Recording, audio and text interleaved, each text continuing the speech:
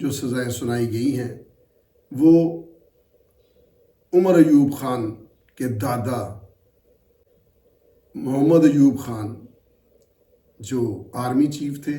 جو پہلے آمر تھے، جنہوں نے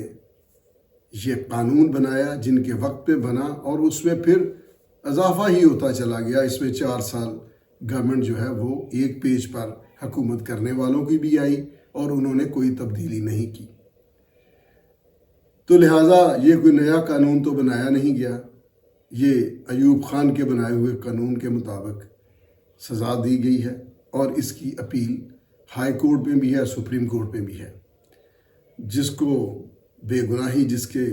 ذہن میں ہوگی، جو بے گناہی ثابت کر سکے گا وہ بچ جائے گا، نہیں تو یہ ایک ثابت شدہ کیسز تھے جو مجرمان کہلائے۔ ناظرین، اب